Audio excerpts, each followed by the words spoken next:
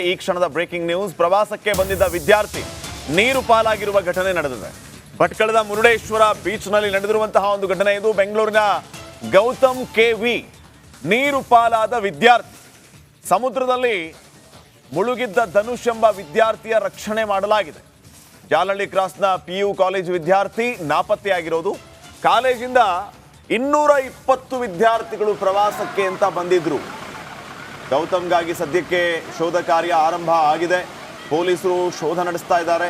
ತಾವು ದೃಶ್ಯಗಳಲ್ಲಿಯೂ ಕೂಡ ಗಮನಿಸ್ತಾ ಇದ್ದೀರಿ. ಮುರುಡೇಶ್ವರದಲ್ಲಿ ನಡೆದಿರುವಂತಹ ಒಂದು ಘಟನೆ. ಪ್ರವಾಸಕ್ಕೆ ಅಂತ ಹೋದಾಗ ಈ ರೀತಿಯ ಒಂದು ದುರ್ಘಟನೆ ಸಂಭವಿಸಿದೆ. ನೋಡಿ, ವಿದ್ಯಾರ್ಥಿಗಳೆಲ್ಲ ಸೇರಿ ಪ್ರವಾಸಕ್ಕೆ ಅಂತ ಹೋಗೋದು ಸಹಜ, ಶಾಲೆಯ ವತಿಯಿಂದ, ಕಾಲೇಜು ವತಿಯಿಂದ.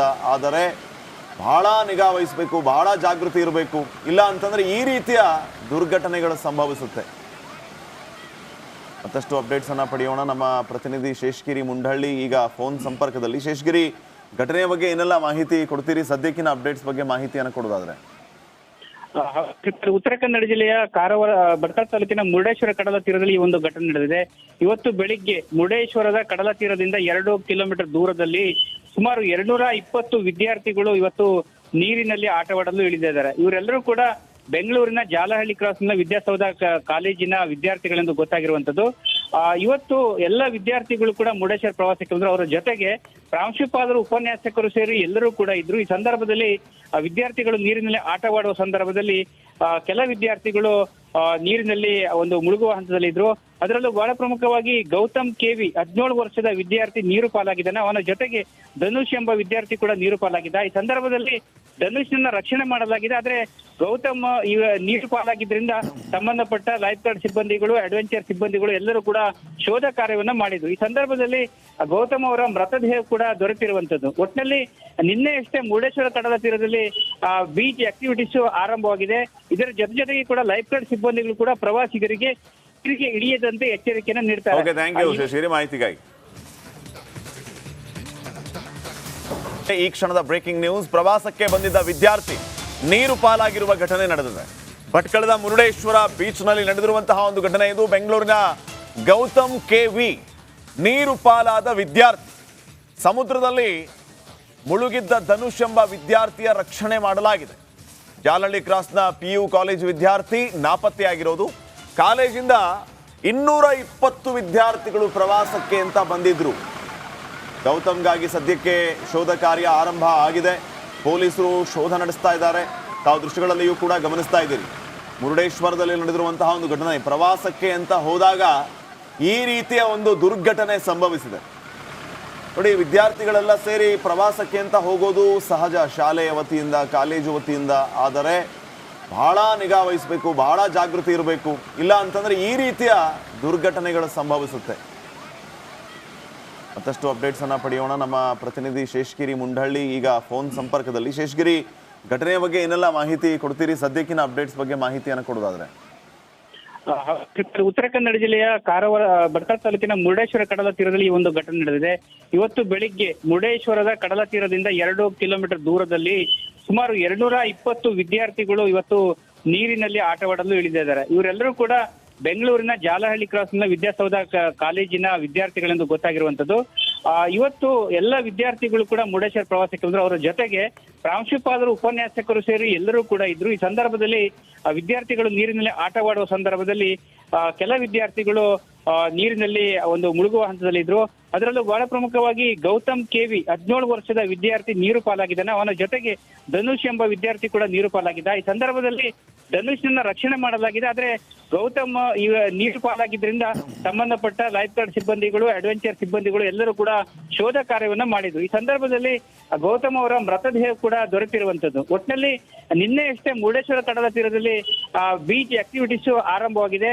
ಇದರ ಜೊತೆಗೆ ಕೂಡ ಲೈಫ್ ಗಾರ್ಡ್ ಸಿಬ್ಬಂದಿಗಳು ಕೂಡ ಪ್ರವಾಸಿಗರಿಗೆ ಇಳಿಯದಂತೆ ಎಚ್ಚರಿಕೆಯನ್ನು ನೀಡ್ತಾರೆ. ಮಾಹಿತಿಗಾಗಿ ಈ ಕ್ಷಣದ ಬ್ರೇಕಿಂಗ್ ನ್ಯೂಸ್. ಪ್ರವಾಸಕ್ಕೆ ಬಂದಿದ್ದ ವಿದ್ಯಾರ್ಥಿ ನೀರು ಪಾಲಾಗಿರುವ ಘಟನೆ ನಡೆದಿದೆ. ಭಟ್ಕಳದ ಮುರುಡೇಶ್ವರ ಬೀಚ್ನಲ್ಲಿ ನಡೆದಿರುವಂತಹ ಒಂದು ಘಟನೆ ಇದು. ಬೆಂಗಳೂರಿನ ಗೌತಮ್ ಕೆವಿ ನೀರು ಪಾಲಾದ ವಿದ್ಯಾರ್ಥಿ. ಸಮುದ್ರದಲ್ಲಿ ಮುಳುಗಿದ್ದ ಧನುಷ್ ಎಂಬ ವಿದ್ಯಾರ್ಥಿಯ ರಕ್ಷಣೆ ಮಾಡಲಾಗಿದೆ.